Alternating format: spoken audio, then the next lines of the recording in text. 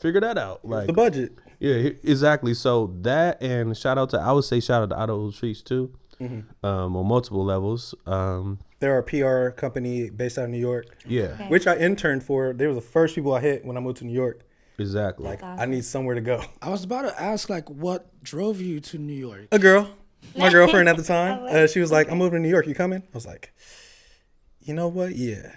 Because my family is from SoCal, so LA, right? So I felt like I had a good connection to LA. So I was like, I don't need to go there yet. I'll go to New York. And that was a great decision. I'll go into my New York, and then you can talk about your Seattle experience more too. But in New York, it was cool because you're out there.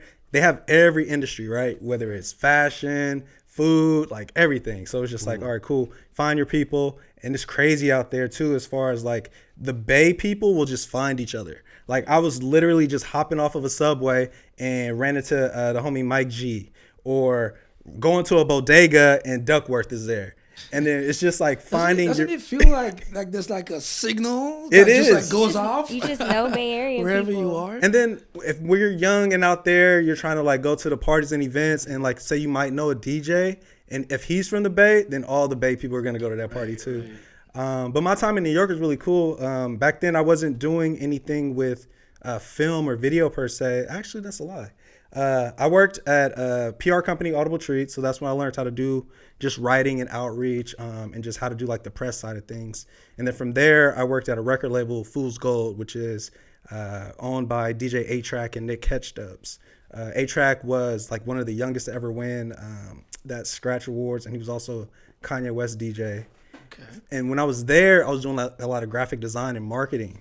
So that got me into marketing and understanding like how to present things. And then when we had like our block parties and festivals, I picked up a camera. So I was doing event photography, and I was capturing all the video stuff from the pit, give it to our video editor, and then he would make all the recap stuff for his socials. And then from there, I decided to move back because I was like, all right, I'm getting up there. I'm done with school. I went to school for business because I figured whatever I ended up doing, I wanted to have a business background. Right. I could apply that to anything. Came back here and then started working for a company called Noise Pop. They're in the city. They do like a week-long festival similar to South by Southwest. They've been around for like 30 years.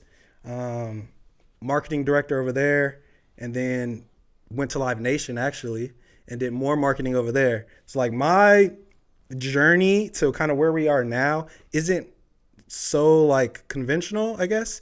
It was just like, what are my interests? What are my strengths? Let me find a job to support myself. And then when T was like, yeah, it's time to start a business, I was like, all right, well, yeah. I've been trying to like start businesses and do all these projects. Let's combine forces and do it. And then I want to lead you, if you don't mind, into the Seattle thing, where it's like the way that they support businesses and creatives is where you really got the idea. Bro, the level of, I don't know if y'all know about Seattle and stuff like that. They got money for artists over there, right? So they got a lot of opportunities for artists, a lot of things. And I guess the locals didn't really see it because, you know, when you're in your city, you don't really see the opportunities in front of you because, you know, that's not the objective. They're affected by the things that's happening in the community, right? So when I was a team director, I was just like, man, Delta, you know, I'm hitting up Delta like, hey, bro, like, you got jobs for these teams? Like, you trying to get, you know, they're like, yeah, we got jobs for the reasons why you know, we ain't got to go down this podcast. But, no, I learned a lot of the corporate side and saw what the budgets was looking like when it was coming through the door. And I'm like, okay, cool. They giving 100 bands for this.